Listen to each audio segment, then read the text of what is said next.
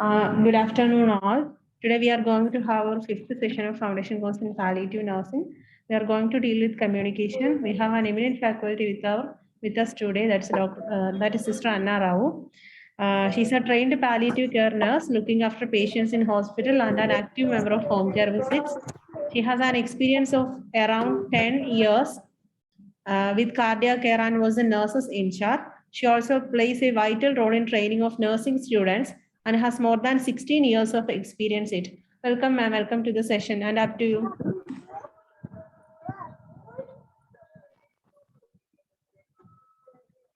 Anna, ma'am.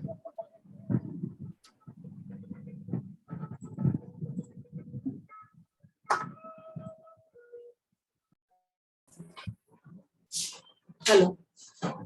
Yes, ma'am. Please. Good afternoon, everyone. Thank you again for inviting me. Okay, so I believe that today we are going to have our first communication session in Hindi, right? Yes, ma'am. So, okay, so मैं जान सकती हूँ इसमें से कितने लोग already palliative में काम कर रहे हैं? आप अपना चैट बॉक्स यूज कर सकते हैं और कितने ज्वाइन होंगे, कितने फ्रेश है?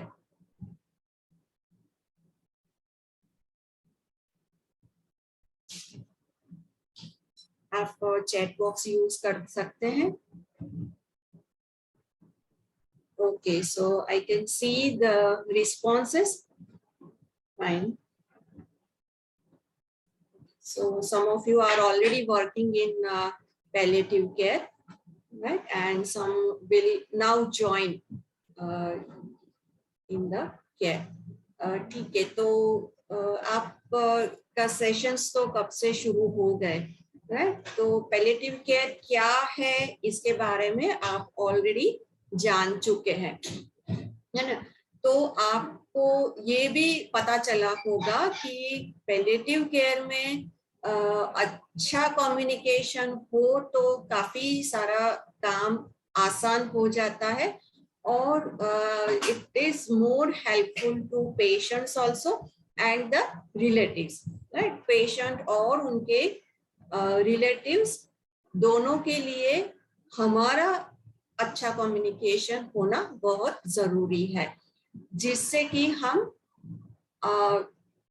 पेशेंट की ओर से काफी जानकारी भी पा सकते हैं और वाइस वर्सा हम भी उनको अच्छी जानकारी दे सकते हैं.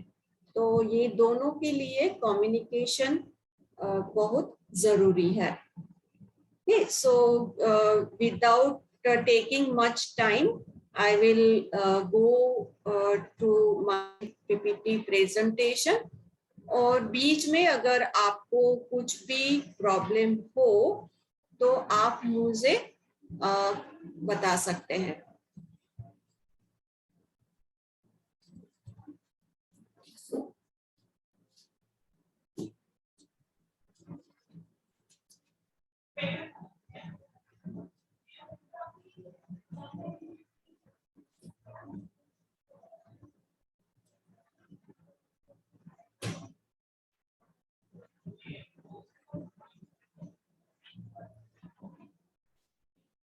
अच्छा, I hope you can see my screen now.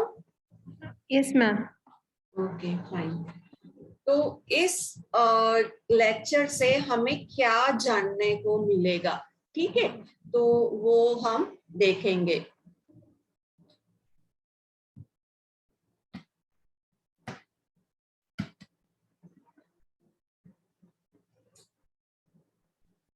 Hello. Yes, ma'am. I think I have some difficulty in my screen, so I'm working. Okay. Okay, so let us move forward. So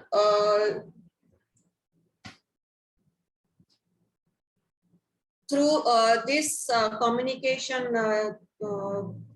session, we will see how we can communicate, okay, what we can improve how to overcome barriers. So we already know many things in communication, right? So these are some of the aspects we already know, so we won't spend much time, right? Sender, message, channel, receiver, feedback, and the influencing factors which will be there as barriers. Okay, if we don't care of them, then there is a much problem. So when we send the message, we tell by words, I'm right? sorry to interrupt. थोड़ा सा हिंदी में बोलेंगे तो because हाँ, participants, yes, yeah. yes. Words के through हम हमारा message देते हैं. उनके साथ कई कई नॉन वर्बल कम्युनिकेशन भी आता है. ठीक है, जब वो पेशेंट के पास पहुंचता है या तो रिलेटिव्स के पास पहुंचता है, तो वो उसे एनकोड करते हैं, वो उस हमारे मैसेज को समझने की कोशिश करते हैं और उसका हम फीडबैक मिलेगा, हमें उसका रिप्लाई मिलेगा और फिर ये रिप्लाई समझ के हम फिर हमारी तरफ से एनकोड करेंगे और फिर से कम्युनिकेशन स्टार्ट करेंगे. तो क्यों मेडिकल कम्युनिकेशन की जरूरत है? तो हम प्रोफेशनल्स को उससे क्या फायदा होगा? तो ये स्लाइड में बताया है कि हम अच्छी तरह से पेशेंट की केयर कर सकेंगे. एज नर्सेस हमें पता होना चाहिए कि हमें कैसे बात करनी है. पेशेंट हमें नहीं अगर उसकी प्रॉब्लम्स बताता है तो हम उसकी अच्छी तरह से केयर नहीं कर सकते हैं. फिर वो अच्छी रिलेशनशिप बनाने में भी मदद करेगा. तो अच्छी रिलेशनशिप जब पेशेंट के साथ होगी तो उससे स्ट्रेस का लेवल कम होगा. तो ये भी हमारे फायदे के लिए रहेगा और एट द सेम टाइम वो पेशेंट को भी फायदेमंद होगा. राइट, हमारे अचीवमेंट हम अच्छी तरह से कर सकेंगे. क्या अचीव कर सकेंगे? तो पेशेंट को हम अच्छी तरह से समझ सकेंगे तो नेचुरली हम उसकी केयर भी अच्छी तरह से कर सकेंगे. वो हमें ज्यादा प्रॉब्लम बताएंगे या तो फिर वो हमारी केयर से संतुष्ट है कि नहीं ये बताएंगे, उनको फायदा हो रहा है कि नहीं वो बताएंगे. तो हमारे केयर को भी हम अच्छी बना सकते हैं. हमें क्या इम्प्रूवमेंट लाना है वो भी हम समझ पाएंगे और इससे एक हार्मोनियस रिलेशनशिप खड़ी होगी. तो वो जो बात होती है ना कि पेशेंट को कई बार अलग अलग हॉस्पिटल में जाना पड़ता है क्योंकि उसको पूरा सेटिस्फेक्शन नहीं हो रहा है, पेशेंट के साथ अच्छी तरह से बात नहीं होती है डॉक्टर के साथ या नर्सिस के साथ, तो उसकी वजह से उसको सेटिस्फेक्शन नहीं मिलता है. तो वो डॉक्टर शॉपिंग करता रहता है, काफी देर उसमें लग जाती है और कभी कभी कई बीमारी ऐसी भी होती है कि जिसकी वजह से टाइम जो मिलता है वो उसके हाथ से चला जाता है और उसकी वजह से उसका जो रिजल्ट टाइम पे मिलना चाहिए, बीमारी या इलाज का जो रिजल्ट मिलना चाहिए वो नहीं मिल पा रहा है. तो प्रोफेशनल, हम हेल्थ प्रोफेशनल के साथ ये अच्छी बात नहीं होगी. पेशेंट के लिए क्या क्यों जरूरी है? तो वो अनसर्टेनिटी का जो टाइम है वो कम कर पाते हैं कि जो उसके मन में जो मुश्किलें हैं, कभी कभी उसका मन में क्या चल रहा है उसकी बीमारी को लेके, तो उसके साथ बहुत अनसर्टेनिटी रहती है, तो उसको कम्युनिकेशन की वजह से कम कर सकते हैं. तो वो उसके फायदे के लिए रहता है, फैमिली के भी फायदे के लिए रहता है. फिर वो पेशेंट और फैमिली को सेंस ऑफ डायरेक्शन देता है. कैसे डायरेक्शन देता है कि अगर वो अच्छी तरह से ट्रीटमेंट समझ पाता है, जैसे दवाइयाँ कैसे खानी है, कब उसको फॉलोअप के लिए आना है, फॉलोअप पे आने के वक्त पे उसको क्या ध्यान रखना है, ये सब हम समझा पाते हैं, तभी तो वो अच्छी तरह से डायरेक्शन ले पाएगा और उसके जो क्लैरिटी रहती है डिसीज के बारे में और उसकी ट्रीटमेंट के बारे में, तो वो समझ सकता है और आगे के प्लान के लिए क्या करना है वो उसको अच्छी तरह से समझ पाएगा और वो हमारी जो इंस्ट्रक्शंस है वो ले पाएगा। तो वो फैमिली और पेशेंट के लिए इसके फायदे हैं। सोसाइटी के लिए क्यों अच्छा है? नेचुरली जब पेशेंट और रिलेटिव्स जो कि सोसाइटी के पार्ट है, तो वो हम जब मेडिकल इश्यूज उनको समझाते हैं, हमें कोई हेल्थ एजुकेशन देना है, सपोज ये कोरोना की बीमारी में जैसे ले लो एक एग्जांपल कि उसमें क्या करना है, तो वो काफी सारा instructions not only from government point of view, लेकिन प्राइवेट एनजीओज भी काफी कुछ इंस्ट्रक्शंस देते थे। तो ये सब कैसे पब्लिक समझ पाई कि क्या करना है जिससे कोरोना का फैलाव अटका सकते हैं। ठीक है, तो कई ऐसे मिसकॉन्सेप्शन भी थे, कई गलतफहमियां भी थी बीमारी के बारे में, तो वो हम क्लियर कर पाते हैं। तो अगर वो इंस्ट्रक्शन क्लियर कट मिले, कम्युनिकेशन क्लियरली हो सके, तभी ये हो सकता है। अगर कम्युनिकेशन की मेथड गलत हो तो कई बार पेशेंट और रिलेटिव्स और पूरी सोसाइटी समझ नहीं पाती, और फिर क्या होगा इसकी वजह से? तो सोसाइटी और मेडिकल प्रोफेशन के बीच ग्रजेस खड़े होंगे, हार्मोनियस रिलेशनशिप नहीं होगी। तो कई बार हम ऐसे किस्से सुन सकते हैं कि पेशेंट के रिलेटिव ने हल्ला बुला दिया कोई क्लिनिक पे, तो वजह कई सारी हो सकती है इसमें, लेकिन अगर हम क्लियर कट कम्युनिकेशन करें तो, और जो सही है वो बताए रादर देन गोल गोल बातें किए, तो कभी हम पेशेंट का विश्वास जीत सकते हैं, सोसाइटी का विश्वास हम जीत पाते हैं। तो इसकी वजह से कम्युनिकेशन बहुत इंपॉर्टेंट है। अभी ये ले लो, पूरे बैरियर्स बताए हैं ये हमें पिक्चर में, तो ये रुकावट हमें काम करनी है।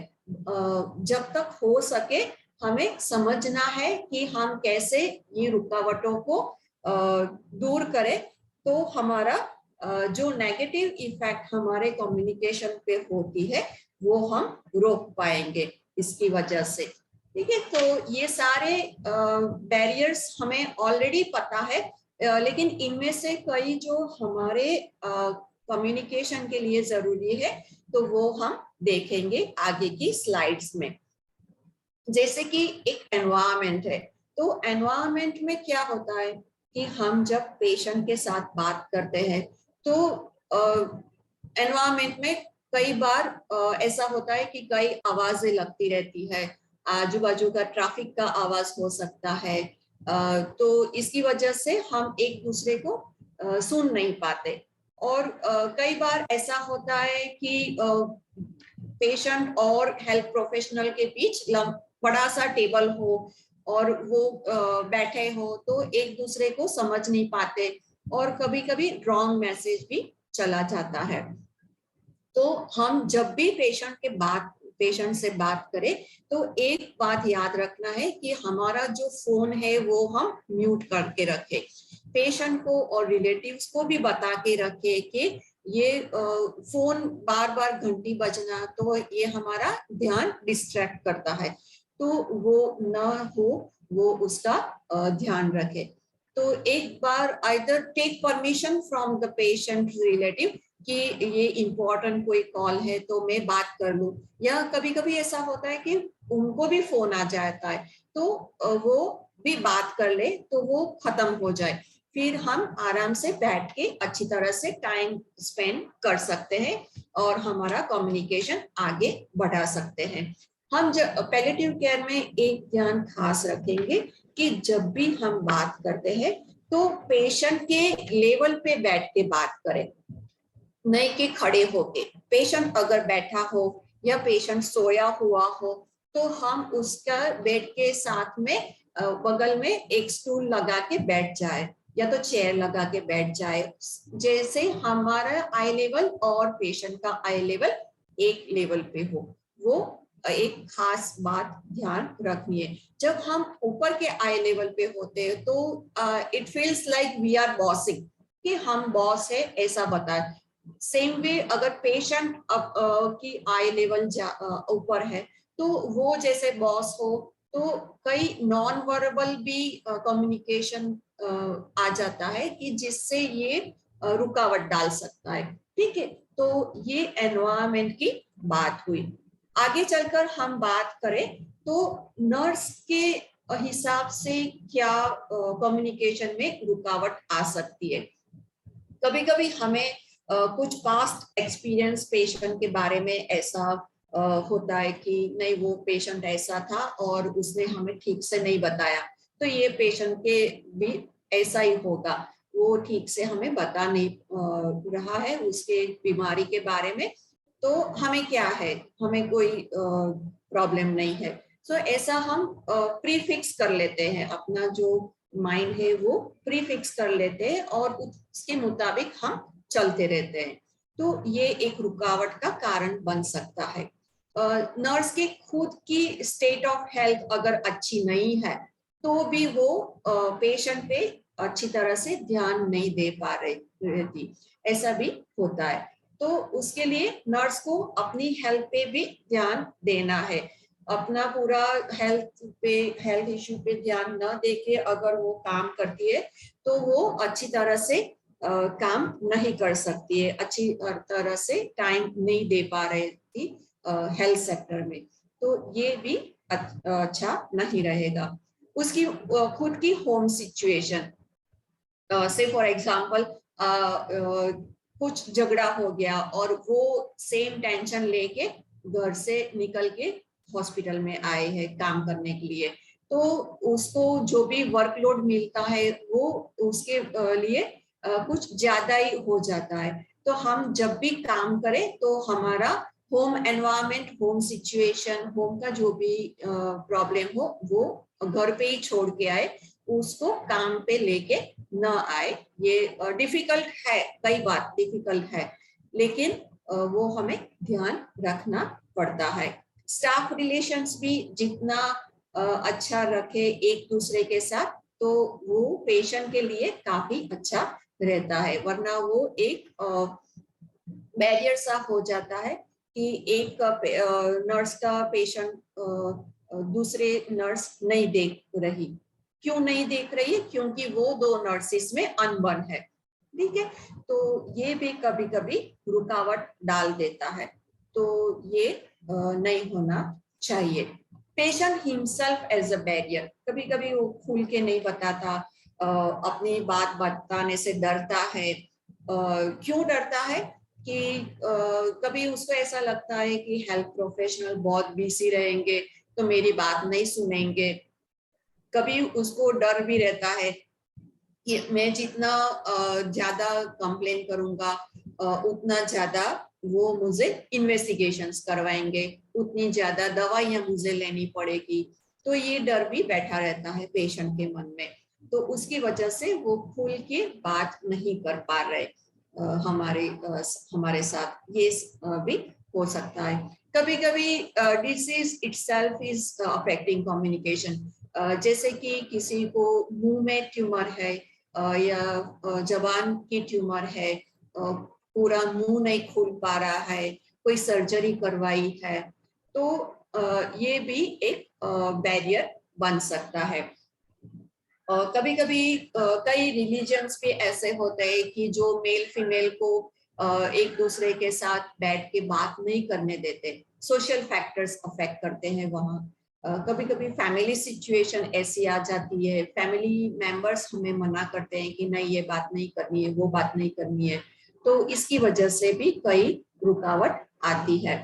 पेशेंट कई बार अनकॉन्शियस रहता है, तो वो बात नहीं कर पा रहा है, कभी राउडी हो जाता है, तो उसकी वजह से भी प्रॉब्लम हो सकती है।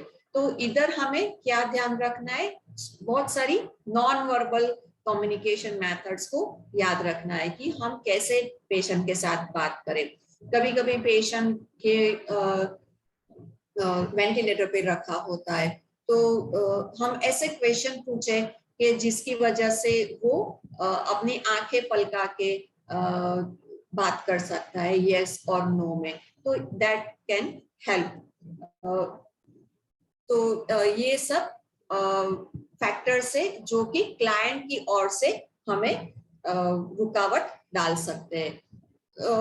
प्रोफेशनल्स कभी कभी ऐसे होता है कि उनका यूनिफॉर्म ऐसा होता है, हर बार गले में स्टेथोस्कोप होता है, और हमारा एटीट्यूड कभी ऐसा रहता है, एकदम स्टर्न सा फेशियल एक्सप्रेशंस रहता है, और कभी हमारी फोन की घंटियां बजती ही रहती है, और हम जैसे उनके पेशेंट के साथ आंख मिला के बात नहीं करता, हम ऐसा दिखाते हैं कि मुझे टाइम ही नहीं है आपके साथ बातें करने के लिए।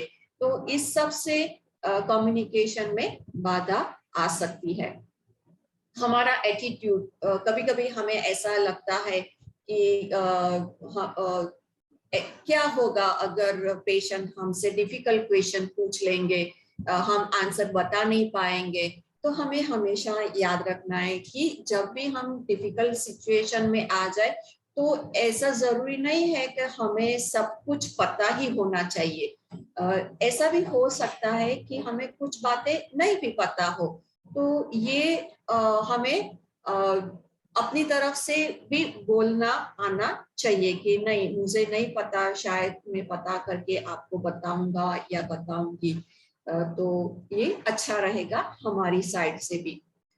Many times health professionals lack the training for communication, skill नहीं है। तो हम क्या कर सकते हैं इसके बारे में? तो जो भी अच्छे से कम्युनिकेशन कर रहा हो तो वो हेल्थ प्रोफेशनल के साथ रह के हम सीख सकते हैं, ट्रेनिंग ले सकते हैं, उसमें से आइडियाज ले सकते हैं कि हम कैसे बात करें पेशेंट के साथ, फैमिली के साथ। तो ये उससे भी हम अच्छे से ट्रेनिंग सीख पाते हैं, कैसे बात करनी है हमें पेशेंट के साथ या फैमिली के साथ, सोसाइटी में हम कैसे हेल्थ एजुकेशन देना है। तो जो भी अच्छा कर रहा हो उसके साथ रह के हम ट्रेनिंग ले सकते हैं। कभी ऐसा भी होता है कि पेशेंट रोने लगे तो हमारी आंख में भी आंसू आ जाते हैं। तो कई बार लोग ऐसा पूछते हैं कि क्या ये सही है या गलत है। तो कोई प्रॉब्लम नहीं है, आप भी आखिर में तो ह्यूमन बीइंग ही है ना। तो ये नेचुरल है, ये हो सकता है। हमें ऐसा ही हर बार बताया जाता है कि you have to control your emotions. तो क्या हम एक रोबोट तो नहीं है ना। तो ऐसा हो सकता है कभी मुश्किल सिचुएशन में कि हमें भी हमारे कोई ऐसे रिलेटिव जिसको फैमिली प्रॉब्लम्स हुआ हो, ये याद आ गया जब पेशेंट बोल रहा हो, या तो पेशेंट का फैमिली हमें बता रहा हो तब। तो दैट इज नेचुरल। तो हमें ट्राई करना है कि जल्दी से हम अपना कंपोजर नॉर्मल कर सके और बात पेशेंट के साथ आगे बढ़ा सके। कभी कभी ऐसा हो जाता है कि पेशेंट इमोशनल हो जाता है, कभी गुस्सा हो जाता है, तो उसकी वजह से क्या नुकसान हो सकता है। तो मेनली जो एंगर का जो प्रॉब्लम आता है, तो उसकी वजह से वो खुद अपना होश खो बैठता है। कभी हम उसकी वजह से हम ज्यादा गुस्सा हो जाएंगे, तो उसकी वजह से क्या होगा कि जो समझाना है उसमें बाधा आएगी। तो हमेशा अपने इमोशंस को, खास करके एंगर को काबू में रखे। बहुत प्राइड होने से भी कभी कभी नुकसान होता है। क्योंकि फिर सामने वाला ऐसा समझने लगते हैं, सामने वाले जो भी हम बातें करते कि ये तो बहुत प्राउड फील कर रहा है, इसको तो कुछ भी बताना नामुमकिन है, ये सुधर नहीं सकते। तो कभी कभी हमारी गलतियां होती है तो वो भी हम सुधार नहीं पाते, ऐसा हो जाता है। तो हमें ऑलवेज कॉशियस रहना है इसके बारे में। और उसकी वजह से कभी कभी क्या होता है कि पेशेंट ज्यादा एंक्शियस हो जाते हैं, तो उसके लिए वो ज्यादा प्रॉब्लम में भी पड़ सकते हैं। तो हमारी तरफ से ये खास ध्यान रखना है कि हम अपने एंगर को काबू में रखें। कई बार हेल्थ प्रोफेशनल्स ऐसी टैक्टिक एडॉप्ट करते हैं जिसकी वजह से पेशेंट उनसे दूर हो जाते हैं, जैसे कि पुअर आई कांटेक्ट। अभी मैंने आपको बताया कि अच्छे आई कांटेक्ट के लिए क्या करना है, तो पेशेंट के साथ लेवल में बैठ के काम करना है। तो ये खास ध्यान रखना है।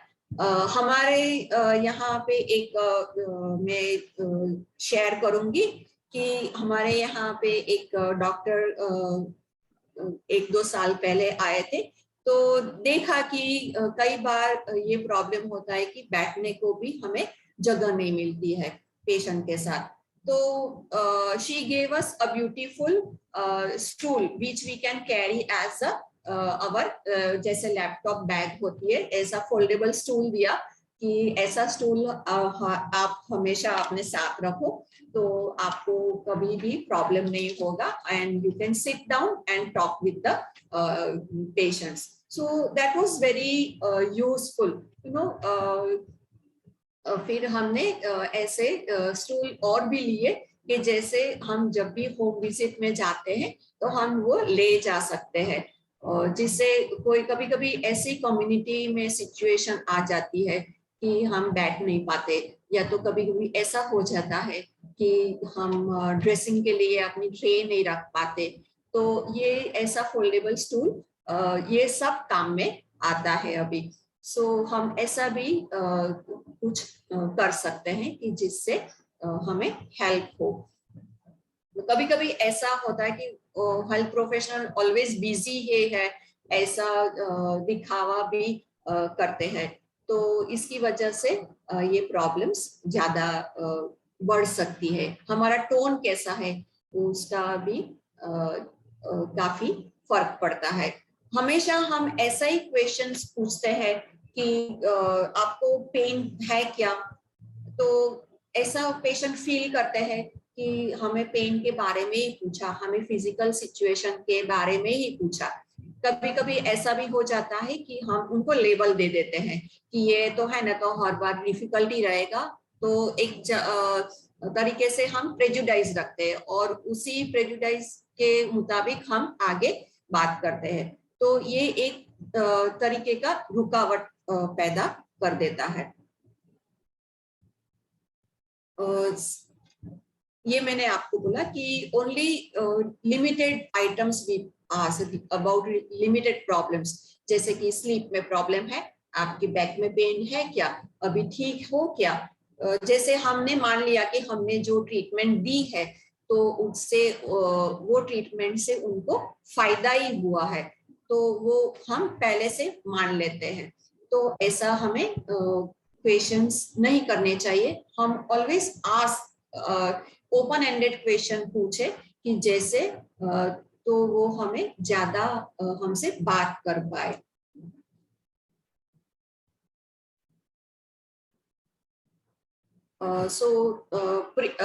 ये हमें प्रीमैच्योरली नहीं बिलीव करना चाहिए, वो जो मैंने आपको बताया कि पहले से बिलीव कर लिया कि उनका पेन अच्छा हो गया है, तो ऐसे मान के हम नहीं चलेंगे। ऑलवेज हमें पूछना है, ब्रॉड एंडेड क्वेश्चन पूछना है, और उनको कभी ऐसा फॉल्स रीअश्योरेंस नहीं देना है। कई बार ऐसा होता है कि पेशेंट के रिलेटिव्स हमें कोल्यूजन रखने के लिए बोलते हैं। कोल्यूजन माने कि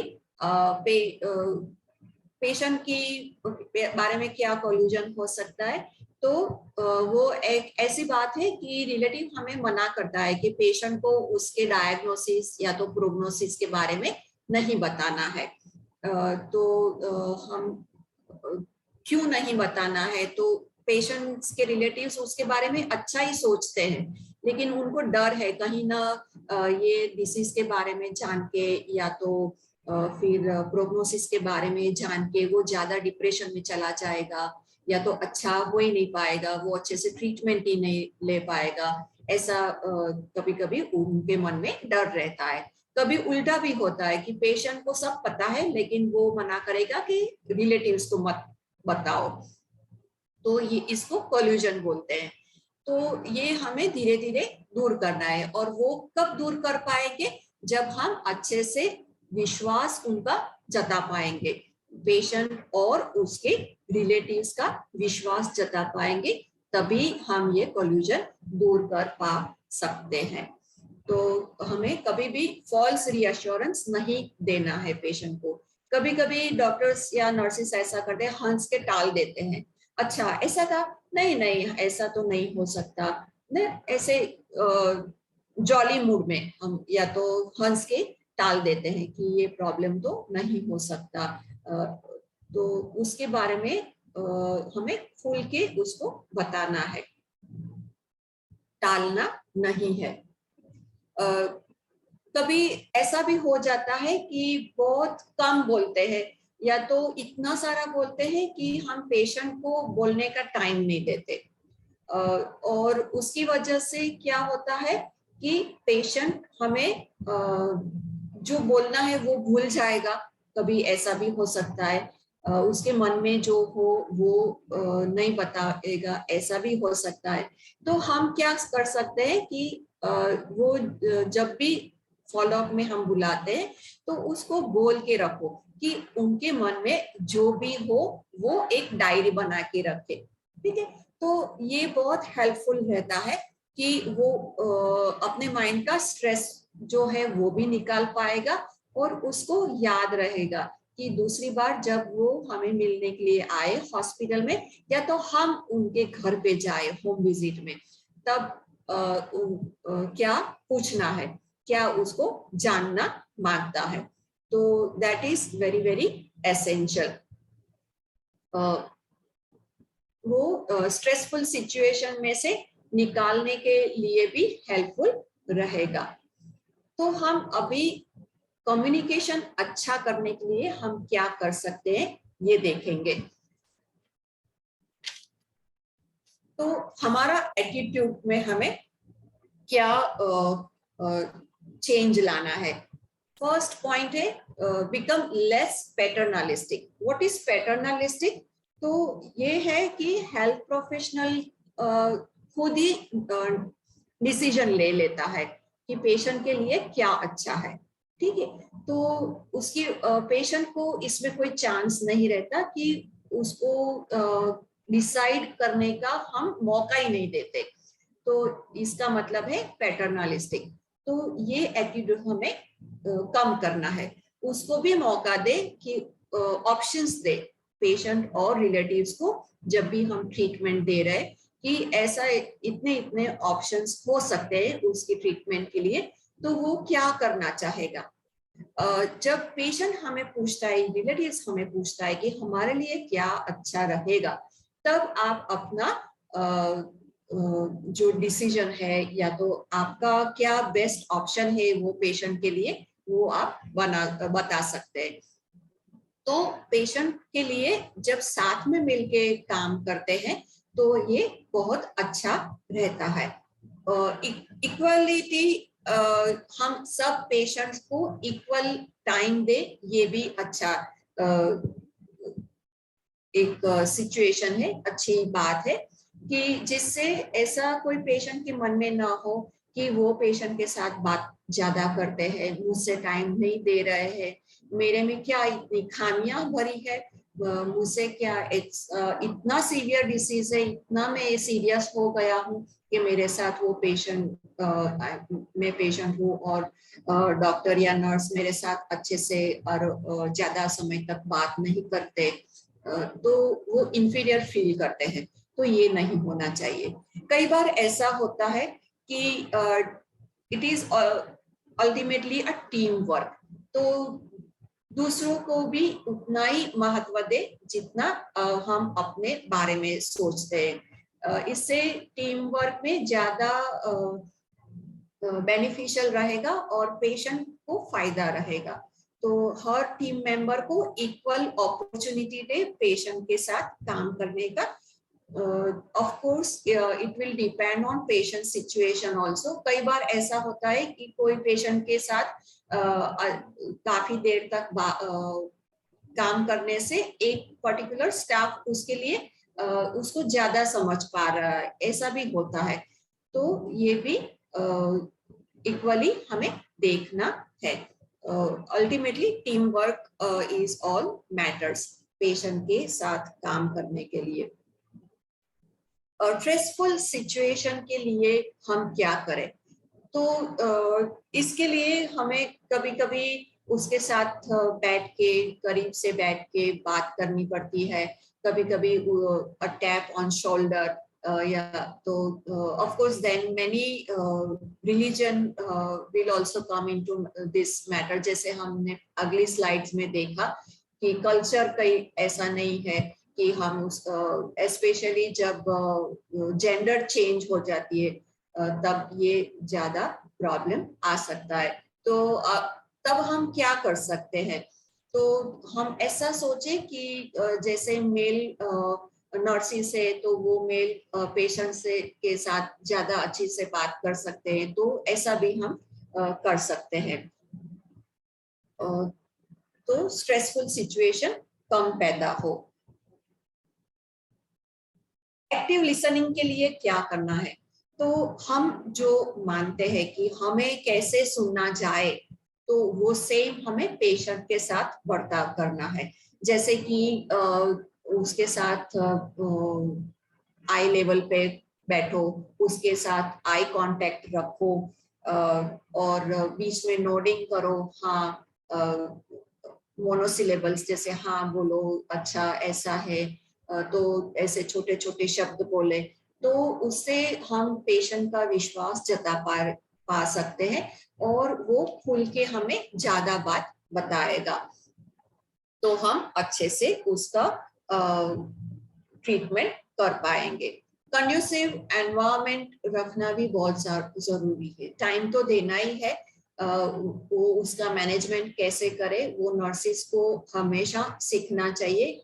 एज हेल्थ प्रोफेशनल हम सभी को सीखना चाहिए किसको ज्यादा समय दे और किसको कम दे, क्योंकि हमें फिक्स आवर्स में भी काम करना है, काफी सारे पेशेंट्स के साथ भी काम करना है।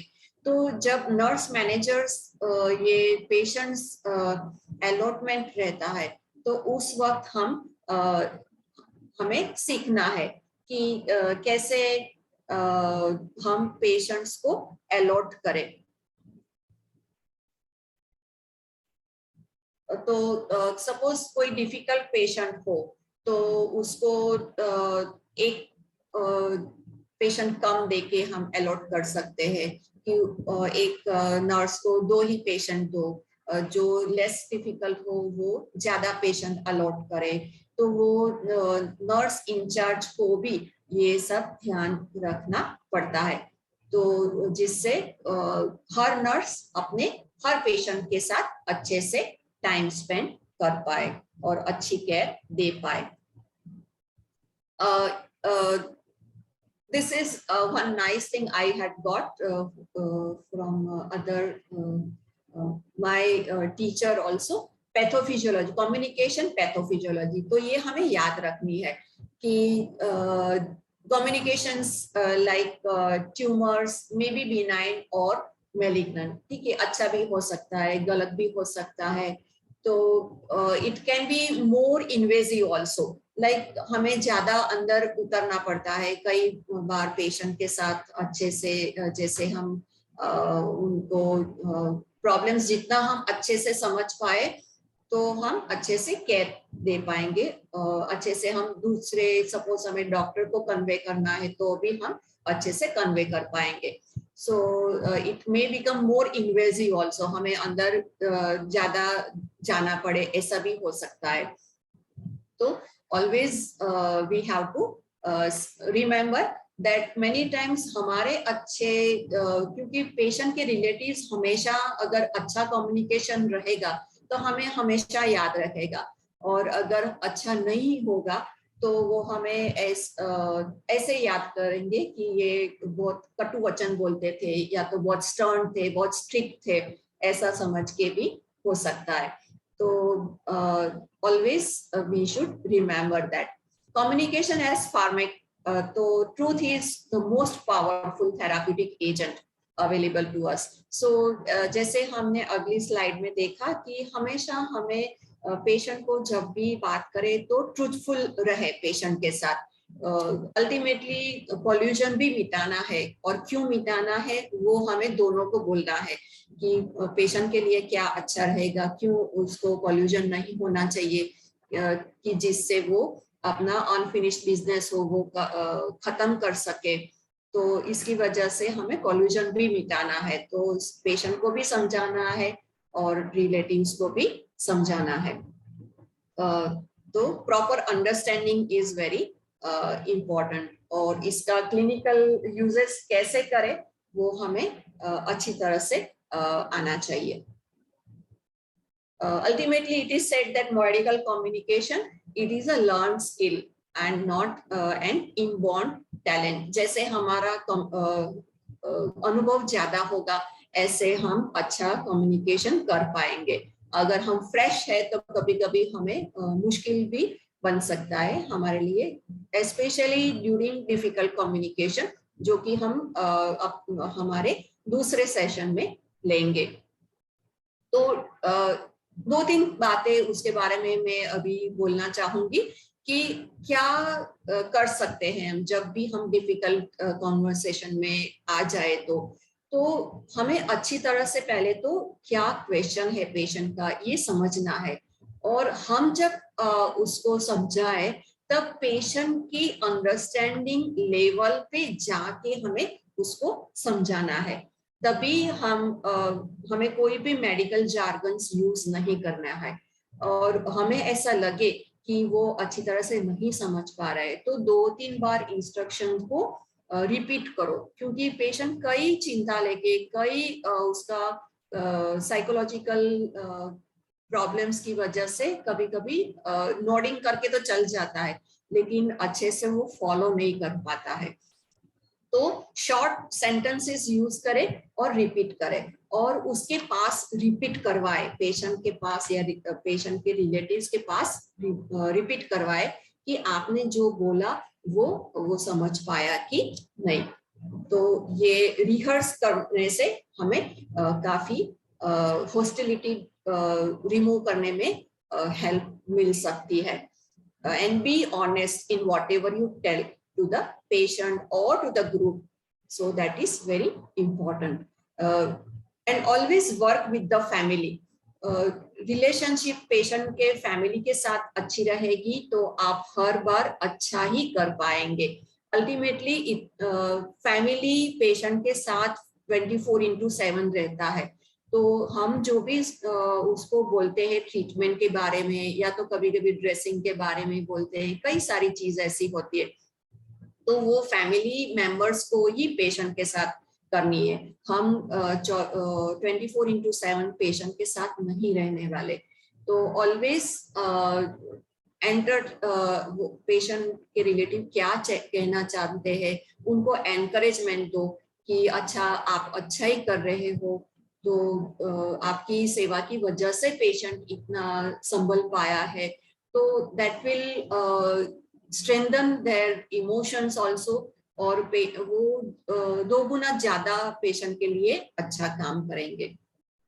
और पेशेंट की और फैमिली की इमोशनल नीड्स को भी हमें समझना है, पेशेंट के साथ फैमिली को भी उतना ही इम्पोर्टेंस दो। Always orient family towards hospital hopping and doctor shopping. तो आपका कम्युनिकेशन ज्यादा होगा तो अच्छा होगा, तभी ये संभल पाएगा। तो उसका ऑलरेडी हमने डिस्कशन किया है। और barriers between patient and family वो भी हमें मिटाना है। तो वो कब मिटा पाएंगे कि जब हम उसके साथ अच्छे से बात करेंगे, उनको भी टाइम देंगे कि क्या कहना चाहते हैं, है ना। तो ये सब ultimately help to patients to finish his remaining time में वो अच्छे से जो भी टाइम उसके पास बचा है वो अच्छे से निकल पाए, तो ये अच्छा रहेगा. We should not push our agenda to the patient or relatives. Always accept failures also. कई बार एक टेक्निक अच्छे से नहीं हो पाई, उससे अच्छा नहीं हो पाया, तो दूसरी टेक्निक हम अपनाए, फॉलो करें कि जिससे हमारा कम्युनिकेशन अच्छा हो पाए. तो that is very important. Listening and observing are two most valuable skills for a nurse. So ये हमें always याद रखना है. हम जब भी patient के पास जाए तो हमें अच्छे से listen करना है, हमारी आंखें खुली रखना है कि वो क्या आजू बाजू उसके environment में क्या है, वो भी कई चीज हमें बता सकता है. उसके प्रॉब्लम्स के बारे में, हमारी ट्रीटमेंट कैसी चलती है उसके बारे में हम जान सकते हैं. एक स्लाइड रह गई.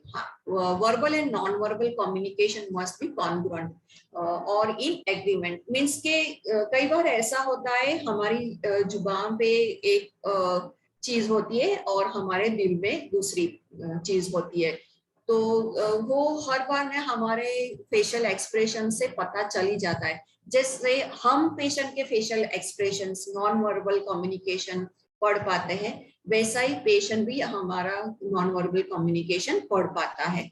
तो हमें ये ऑलवेज याद रखना है कि जो हमारे दिल में है वही हमारी जुबान पे आए. Process of hearing spoken words and noting non-verbal behavior, ये हमें हमेशा नोट डाउन भी करना है कि जिससे हमें भविष्य के हमारे जो कम्युनिकेशन के पॉइंट्स होंगे उसमें हमें क्या ध्यान रखना है. हर एक पेशेंट के साथ या तो हर दिन के एंड में हमें साथ बैठ के डिस्कस करना है कि आज जो भी पेशेंट्स हमने देखे, चाहे वो होम केयर में देखे हो या तो हमने ओपीडी में देखे हो या तो हमने दिन भर में वार्ड में काम किया हो, तो वो हम एक साथ इकट्ठा होके एज अ टीम भी डिस्कस कि हमने क्या देखा और हम क्या वो पेशेंट के लिए, वो फैमिली के लिए हम कैसे इम्प्रूव कर सकते हैं. तो हमारा जो जितना भी टीम वर्क है वो जितना अच्छा रहेगा उतना अच्छा हम पेशेंट के लिए काम कर पाएंगे और हमारी उससे हम बोल सकते हैं कि हमारी एनर्जी भी सेव हो सकेगी bye means of active listening and active हमारा टीम वर्क. तो ये मैं एक चीज ऐड करना चाहूंगी. Anna, excuse me, Anna, Yes. how many more slides you are having? Just two slides, ma'am. Okay, because we have a presentation. Yes, ma'am. Yeah. Just finishing. Yes, ma'am. So remember these things as nurses that अपना self disclosure जब आप काम कर रहे हो उसके साथ, तो मैं आपके लिए केयर करूंगी, अपना भी बोलो तो वो एक रैपो बढ़ाने में काम आता है. Genuineness is very important. Warm, ये सब पॉइंट्स ऑलरेडी हमने आगे भी देखे. ये just this is a kind of reminding thing. Empathy रखना है, दूसरों की फीलिंग्स को समझना है, जिसको हम सिंपैथी और एम्पैथी दोनों डिफरेंट वर्ड्स है, वो आपको पता होगा कि हम जब पेशेंट को समझ के बात करते हैं तो उसके पेंडे में पग रख के हमें समझना है. So that is empathy.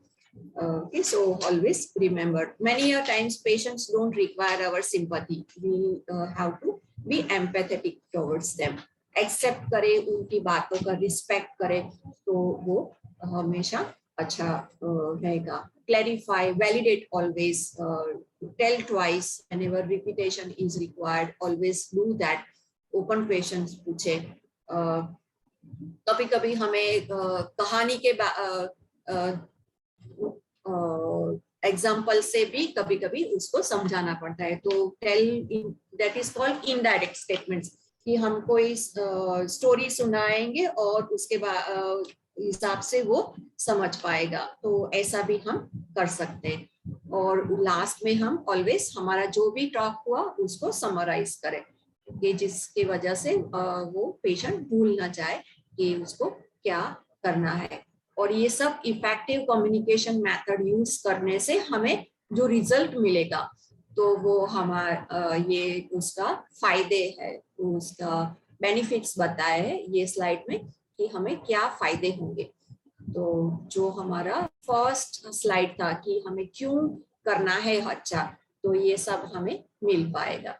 So with this quote, I would like to end my presentation. Thank you for listening me patiently.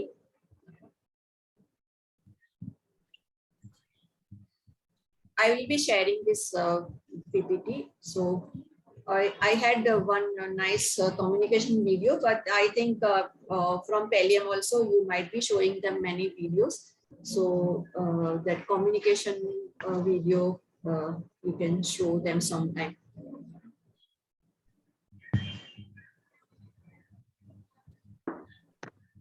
Okay, thank you, Anna, so much. And any questions?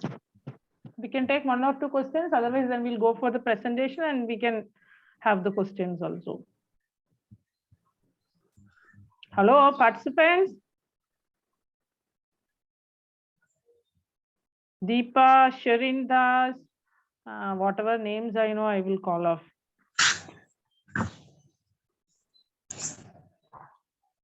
Participants, you have to Participant, आप tell लोगों को something. Question से तो पूछ लो। सिर्फ दीपा को दिखाई दे रहा है अभी, और पता नहीं सब लोग कहाँ पर है। सब लोग वीडियो जरा ऑन करना। ऑल पार्टिसिपेंट जरा वीडियो ऑन करो आप लोगों का। आज तो सिर्फ 29 लोग ही हैं।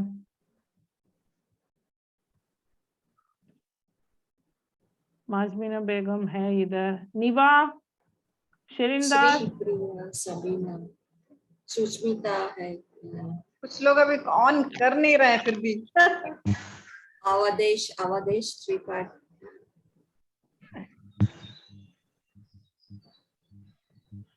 आप लोगों को क्वेश्चन से तो पूछ लो। पार्टिसिपेट होगा आपकी तरफ से उतना ज्यादा मजा आएगा, वरना वन साइडेड ये ऑनलाइन में ऑलवेज प्रॉब्लम रहता है, वन साइडेड हो जाता है तो फिर नींद आ जाती है। अनुबाला, बेबी कुमारी, निशा, सारिका, नीलम कुमारी, किसी को कोई क्वेश्चन नहीं है? सब समझ में आ गया? प्रिया रंजन। हेलो। हाँ हेलो मैम। हाँ शीला, हाँ बोलो। मैम, हम लोग जब पेशेंट को एक्सप्लेन करते हैं ना पेशेंट का डायग्नोसिस के बारे में, पेशेंट को मेटास्टेसिस हो गया है, तब पेशेंट एक्सेप्ट नहीं करता है, तब हमको क्या करना चाहिए? कभी कभी पेशेंट तो एक्सेप्ट नहीं करना चाहता है ना। आप लोगों का कम्युनिकेशन पार्ट 2 है, जिसमें बताएंगे ब्रेकिंग बैड न्यूज एंड सब कुछ, right? We have break. Hello hello ma'am. actually we have communication too, right? Ma'am, Yes ma'am, yes, we have communication too. Bad news सब कुछ है ना।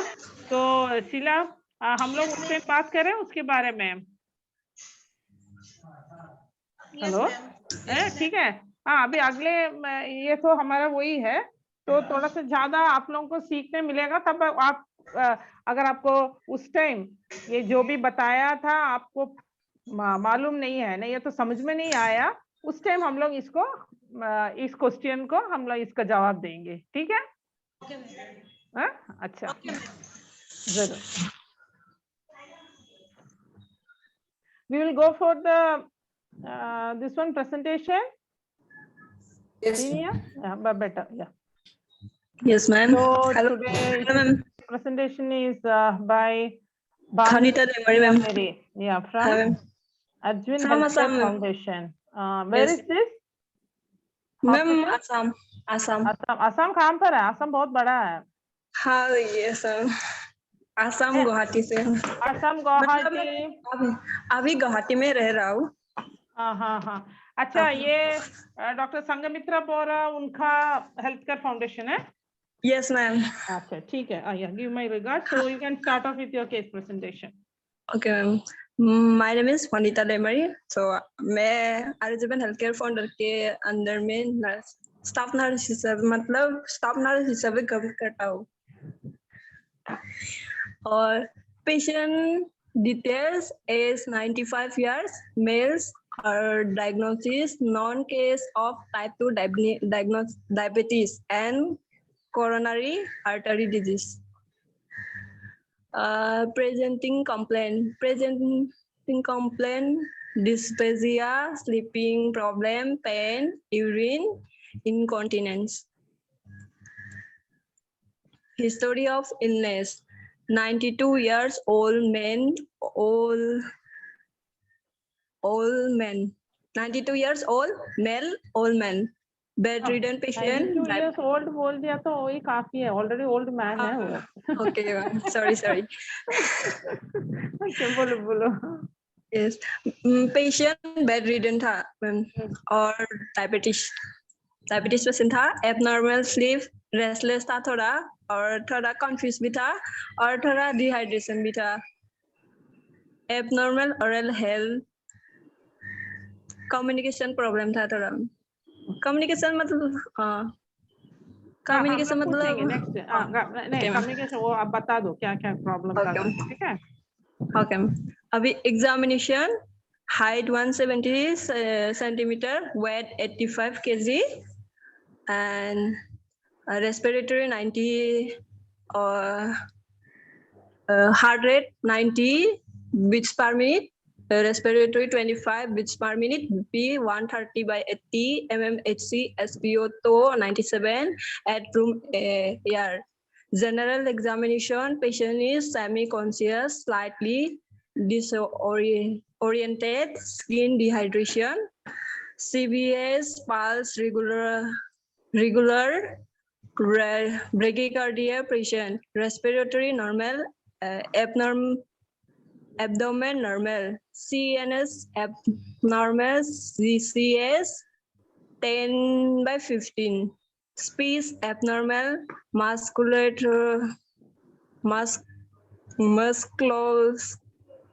musculoskeletal system, pain, physical examination, pain assessment scale 6/10. Treatment and significant investment in investigation, blood test, CBC, RBS, lab, RFT, NA,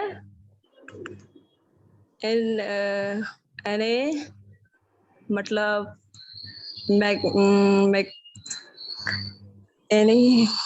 sorry भूल गया, NA, KMG, HB, electrolyte, sorry ma'am भूल गया, ठीक है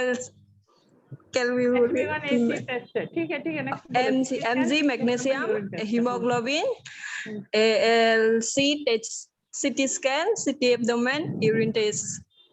Treatment: daily sponging, daily massage, daily vital check. Medication by doctor advice. Physical aspect: patient is from Guwahati. Patient is always confused. Patient is irritated, abuse verbally. Medication: insulin, IVRL and NS 1 unit, slow over 4 hours. Tablet Ferronem 20 mg 1 BD PC. Tablet Pen 40. Tablet LNZ 600 mg. Syrup Dufalec. 1 second, Bantia, can you just tell what is PAN and LNZ and all? Ma'am, ये gas pen 40 mg. Tablet for pantoprazole. हाँ pantoprazole, हाँ ठीक है. What is LNZ? Yes, LNZ Lignozide, ma'am. Linzolid. Linzolid, yes, Linzolid. Sorry ma'am भूल तो गए। आप लोग है ना, नहीं लिखने के टाइम है ना, प्लीज ये एब्रिवेशन लिखा मत करो, ठीक है? Okay okay ma'am. बाबा का हाँ पूरा नाम लिखा रखो, तभी आप लोग भी सीखेगा। ये छोटा छोटा ओके नाम मैम। फैन सब नहीं लिखना चाहिए। There is no such abbreviation, this is not a standard thing we are using, ठीक है? ठीक है मैम। अगले बार सभी पार्टिसिपेंट्स के लिए प्लीज प्लीज मेडिकेशन लिखने के टाइम जेनरिक नाम लिखो, ठीक है? Okay ma'am. और medication tablet medicine 600 Mucinex, sorry, syrup Dufalex, tablet Mucinex 600 mg, tablet Modalet. Main concern, slightly deoriented, need RT feeding every 2 hourly. On urine catheter, bedridden and need mobilization, family is not supportive. Summary: patient is a 92 years old man, known case of type 2 diabetes and coronary artery disease. He has been having frequent symptomatic exacerbation. He is now under home care. So discussion point. How can we improve care? How can we communicate with patient's family? How can the nurse communication with patient properly?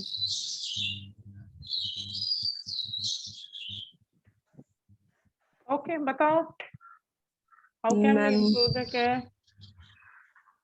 Ma'am अभी patient थोड़ा better है, अभी patient भी चल सकता है थोड़ा उठकर बेड रिडन से।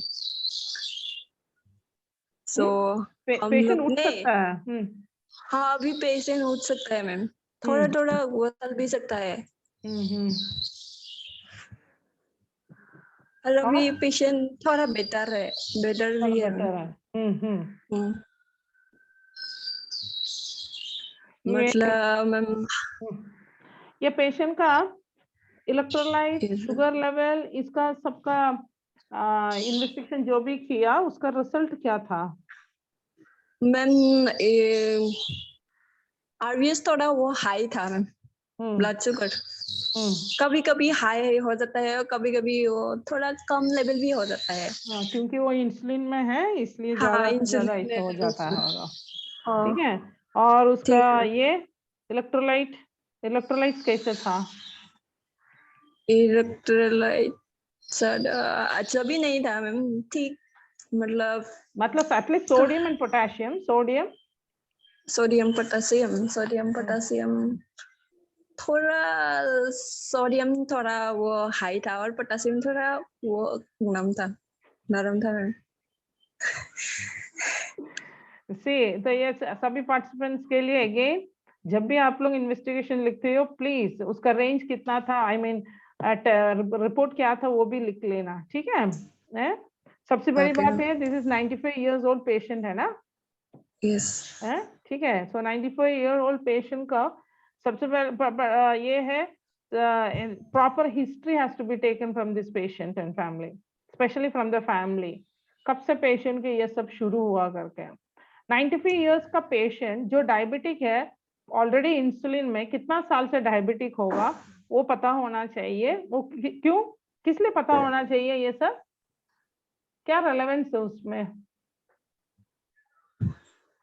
क्योंकि मतलब मैम कभी कभी पेशेंट, कोई भी बोल सकता है, हाँ बोलो बोलो, जिसका मालूम है वो बोलो। कभी कभी पेशेंट मतलब डायबिटीज कभी हाई भी हो जाता है, कभी लो भी हो जाता है मैम। सो पेशेंट कभी मतलब खाने के लिए भी थोड़ा वो होना पड़ता है मैम, कभी लो होने से उनका जो खाना है ना, खाने के लिए थोड़ा वो देना पड़ता है। अभी आप लोगों को कम्युनिकेशन के बारे में बता रहा था, तो कम्युनिकेशन में हिस्ट्री लेना बहुत जरूरी क्यों है? अभी बैकग्राउंड में जब भी हम ये पेशेंट का बैकग्राउंड रखे हम लोग बात करने से, आपने 3 क्वेश्चन पूछा है, पेशेंट का केयर कैसे इम्प्रूव कर सकता है, पेशेंट और पेशेंट का फैमिली के साथ हम कैसे ठीक से बात कर सकता है करके, ठीक है? जबकि हम लोग ये सोचना चाहिए मन में, सबसे पहले पेशेंट का प्रॉपर हिस्ट्री लेना बहुत जरूरी है। वो इसलिए 95 इयर्स ओल्ड पेशेंट का एक एग्जाम्पल दे रहा है आप लोग, जो अभी 95, पता नहीं कितना साल से पेशेंट डायबिटिक होगा, ठीक है। एक बात, डायबिटिक पेशेंट्स का और एक प्रॉब्लम ये होता है, धीरे धीरे धीरे उन लोग भूलना शुरू कर देता है। क्या मालूम है ये पेशेंट को कोई अल्जाइमर तो नहीं है, आप बोल रहे थे पेशेंट बहुत कंफ्यूज्ड है, उल्टा सीधा बात कर रहे हैं, सबको तंग कर रहे हैं करके, शायद हो सकता है, वो भी हो सकता है। पेशेंट का अगर इलेक्ट्रोलाइट वगैरह कम हो गया, पेशेंट डिलीरियम में गया होगा, नहीं तो हाइपोग्लाइसेमिया होने से भी पेशेंट ऐसा कर सकता है। तो बिफोर टेकिंग एनीथिंग, हिस्ट्री बहुत बहुत जरूरी है। प्रॉपर हिस्ट्री नहीं मिलने से हम लोग पेशेंट को प्रॉपर केयर नहीं दे पाएगा। सो आप लोग जब भी पेशेंट के साथ बैठता है, कोई भी पेशेंट हो, ये सब पता करना चाहिए। डायबिटिक कितना साल से डायबिटिक है पेशेंट, कब से इंसुलिन शुरू किया, कब कौन सी मेडिसिन खा रहा था, कब से पेशेंट ऐसे उल्टा सीधा बात कर रहा है, लोगों को पहचानता नहीं है, गुस्सा कर रही है, कब से शुरू हुआ है, ठीक है। वो इसलिए क्योंकि बहुत साल से शुरू हो गया होगा, इन लोगों ने किसी ने ध्यान नहीं दिया होगा। अभी हाँ, पेशेंट yes, बेडरिडन है, हाँ मैम। मैम पेशेंट का ना फैमिली ज्यादा सपोर्ट नहीं करते थे मैम। किस लिए सपोर्ट नहीं करता बनता बोलो तो? मैम मतलब उनका बड़ा बेटा है ना, बड़ा बेटा में ये पैसा ज्यादा खर्च नहीं करते हैं, नहीं, इसलिए ज्यादा किसके सपोर्ट नहीं साथ करते। रहता है पेशेंट, किसके साथ रहता है? पेशेंट अपने बेटे के साथ मैम। अपने बेटे, एक ही बेटा है क्या? हाँ नहीं, तीन बेटे हैं, लेकिन वो जो बड़ा बेटा है, बड़ा बेटा ही देखते हैं मैम। अच्छा, बड़ा बेटे के घर में और कौन कौन है? बड़ा बेटा के घर में उन वाइफ, बड़े बेटे और 2 बेटे हैं। हाँ, तो आपको हिस्ट्री में ये भी जरूरी है, आपको लिखना चाहिए पेशेंट इनका साथ रहता है, ये कौन पेशेंट को देखभाल करता है, ठीक है। अभी बात ऐसे भी हो सकता है 95 इयर्स का आदमी है, इनको पहले से ये सब बात शुरू हो गया होगा और इन लोगों को देखभाल करने में मुश्किल हो रहा होगा, इसलिए उन लोग देखभाल नहीं कर रहे, ठीक है। और पेशेंट वैसे बिस्तर में है, शायद पेशाब यूरिन के लिए कैथेटर डाला है, हाँ कैथेटर डाला है। और राइस ट्यूब भी है। राइस ट्यूब भी है, हाँ मैम। हाँ, कभी तो कभी पेशेंट रेस्टलेस होने से राइस ट्यूब खोल लेता था अपना आप। हाँ, तो पेशेंट रेस्टलेस क्यों होता है वो पता करना है, ठीक है। वो इसलिए मैंने आपको बोला है, एक प्रेशर अल्सर रहने से पेशेंट रेस्टलेस होगा, पेशेंट को नमक कम हो गया रेस्टलेस होगा, शुगर कम हो गया रेस्टलेस होगा, बहुत सारा कारण है क्यों पेशेंट रेस्टलेस होता है। और जैसे कि मैंने बोला डिमेंशिया पेशेंट, जो भूलने का ये आदत हो गया, नहीं तो अल्जाइमर्स हो गया, उन लोग रेस्टलेस होता है, समझे। आपने लिखा था पेशेंट को ठीक से नींद नहीं है करके, हाँ नींद भी नहीं आती है मैम। हाँ, तो मेरे ख्याल से मैं ऐसे बता रही हूँ, मेरे को ऐसा लगा कि ये पेशेंट कहीं भूलने की बीमारी में तो नहीं हुआ है, हो सकता है, नहीं तो उनका नमक कम हो गया होगा शरीर में, कुछ तो है ऐसे बात। लेकिन जब तक आप लोग ठीक से बैठ के बात नहीं करेगा, ये सब बाहर नहीं आएगा। आप लोगों को ठीक से पेशेंट का फैमिली के साथ बैठ के बात करना चाहिए, एक बात। दूसरी बात, आपने कभी पेशेंट से बात किया है? हाँ मैम किया था, क्या लेकिन क्या? पेशेंट हम लोग को बहुत गाली देता है मैम पूछने से। हाँ, तो ये है पेशेंट कहाँ पर है, पेशेंट किससे बात, पेशेंट को ठीक से वो होश नहीं है मतलब होश है, पेशेंट तो होश में है ना, लेकिन होश मतलब पेशेंट जहाँ है उसका जानकारी पेशेंट को नहीं है, ठीक है। हो सकता है पेशेंट भूल गया पेशेंट कहाँ पर है, पेशेंट ऐसी गाली दे रहा है, समझ में आ रहा है? हाँ मैम। ठीक है, एक तो एज भी तो देखना है, इतना उम्र हो गया ना, शायद भूलने का ये बीमारी पड़ गया होगा, हमको मालूम नहीं है। फिर मैंने दूसरा बहुत सारी चीजें बोला है ना, उसकी वजह से हो गया होगा पेशेंट को, ठीक है। तो इसलिए कभी आपने पेशेंट को अपना हाथ से ऐसे टच किया है? हाँ मैम किया है, हम लोग हर एवरीडे स्पॉन्जिंग करते थे, ड्रेसेस करते थे। एक सेकेंड, स्पंजिंग करने के टाइम पेशेंट आपसे कुछ बात करना, नहीं तो स्पंजिंग नहीं करना करके गुस्सा करना, ऐसा कुछ होता है क्या? हाँ मैम, गुस्सा करता है, गुस्सा करके हम लोग को बहुत डांटते हैं, नहीं करने को बोलता है ऐसे। अच्छा, पेशेंट को प्रेशर सोर है? प्रेशर सोर नहीं है, मैं मेडिकलाइजेशन करी थी ना, तभी प्रेशर सोर था। उसके बाद अच्छा हो गया था मैम, ड्रेसिंग करने से। सबसे पहले मैं पिछले हफ्ते में आपको बता रहा था, सबसे पहले हम लोगों को कारण क्या है पता होना चाहिए। तो आप लोगों को देखना है कि किस कारण पेशेंट ऐसे कर रहे हैं, ठीक है, वो एक अलग बात है। दूसरी बात ये है कि how can nurse communicate with patient properly. सिर्फ पेशेंट नहीं है, फैमिली भी है। How can we communicate with patient and family. So family के साथ बात करने के टाइम, जैसे कि मैंने बोला, हिस्ट्री बहुत जरूरी है, पहले से पूरा हिस्ट्री लेना है, ठीक है। दूसरी बात, पेशेंट का केयर में उन लोगों को सिखाओ पेशेंट को कैसे देखभाल करना, कैसे स्पंजिंग करना, कैसे यूरिनरी कैथेटर का केयर करना, राइल्स टू फीड कैसे करना, ऑक्यूपाइड बेड पेशेंट का बिस्तर कैसे बनाना है, ये सब आप लोगों को सिखाना पड़ेगा पेशेंट को, फैमिली को, ठीक है। और जैसे मैंने बोला है, बैठ के कुछ टाइम निकालो, बैठ के पूरा जानकारी ले लो पेशेंट का फैमिली के साथ, ठीक है। मैं इस यही प्रॉब्लम होगा कि देखभाल करने के लिए ज्यादा लोग नहीं होगा, इसलिए वो कोई भी देखभाल ठीक से नहीं कर रहे, उसकी वजह से भी पेशेंट गुस्सा हो सकता है कि मेरे को कोई ठीक से देखभाल नहीं कर रहे, ठीक से टाइम पर खाना नहीं दे रहा होगा, कुछ तो होगा।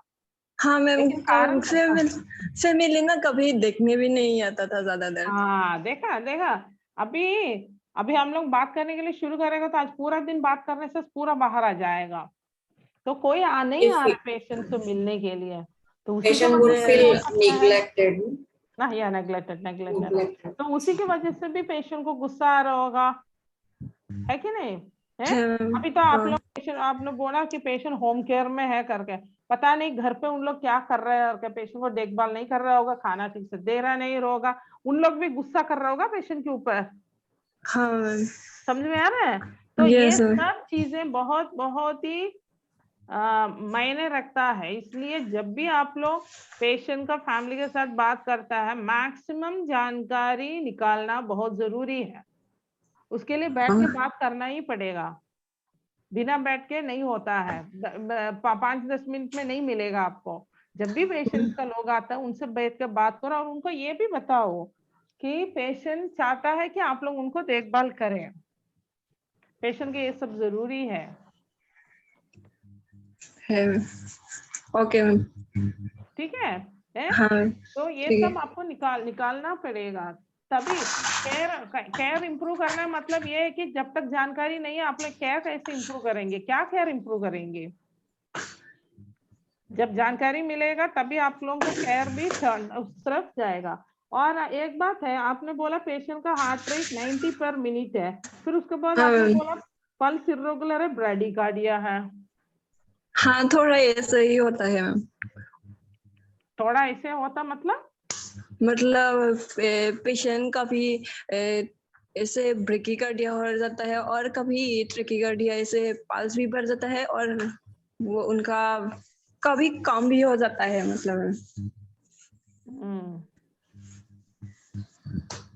वो गुस्सा करने के टाइम तो ऐसा नहीं है, गुस्सा करने का टाइम बढ़ जाता है, बाद में वो घट जाता है, ऐसा कुछ है क्या? हाँ, ये सही है मैम। और आपने बोला थे अबनॉर्मल ओरल हेल्थ, ये अबनॉर्मल ओरल हेल्थ क्या है, मेरे को समझ में नहीं आया। मतलब मैम, एबनॉर्मल ओरल हेल्थ मतलब वो कभी मुंह से खा नहीं पाती थी मैम, मुंह से खा नहीं पाती थी मैम। नहीं, मुंह से खा नहीं पाता वो अबनॉर्मल नहीं है, ओरल हेल्थ के बारे में मैंने पूछा। पेशेंट अगर मुंह से नहीं खा पा रहा है, क्या मुंह के अंदर छाला पड़ गया, क्या बदबू है, क्या ऐसा कुछ है क्या? हाँ मैम, थोड़ा बदबू आया था। हाँ, वो किस लिए? क्योंकि ठीक से ब्रश वगैरह नहीं कर रहा होगा, क्योंकि एक तो पेशेंट पता नहीं क्या कर रहे हैं, तो कम से कम थोड़ा सा पानी दे के खुला करने के लिए सोच लो। हाँ मैम, हम लोग मतलब ड्रेसिंग करता था, गोश पेट लेके और एनएस डाल के थोड़ा वो साफ करके देता था। और उसके मुंह में दांत भी नहीं होंगे ना बेचारे, तो हाँ मैम, ओरल हेल्थ का प्रॉब्लम रहता है। तो थोड़ा हाँ सा मैम, मुंह डर खुला नहीं करना, था। ये सब हो रहेगा, ठीक है। हाँ। मुंह खुला करना ठीक रहेगा पेशेंट को। ठीक है मैम। ठीक है, और कोई क्वेश्चन? इससे ज्यादा का ज्यादा क्वेश्चन हम लोग अगले बार जब ये पार्ट 2 कम्युनिकेशन होगा ना, तब हम थोड़ा सा और बात करेंगे, ठीक है। ठीक है मैम। Okay ma'am. और कोई क्वेश्चंस किसी को कुछ पूछना है?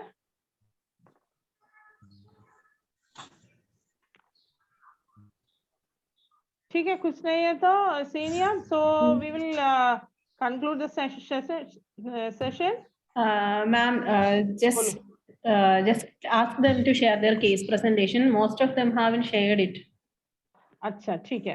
अच्छा, सब पार्टिसिपेंट्स आप लोग ये काम करना है, जो भी केस प्रेजेंटेशन है आपको दिया हुआ है, आप लोग थोड़ा सा केस प्रेजेंटेशन को शेयर कर लेना, यानी इनको भेज दो, पैलियम इंडिया में भेजना चाहिए, ठीक है।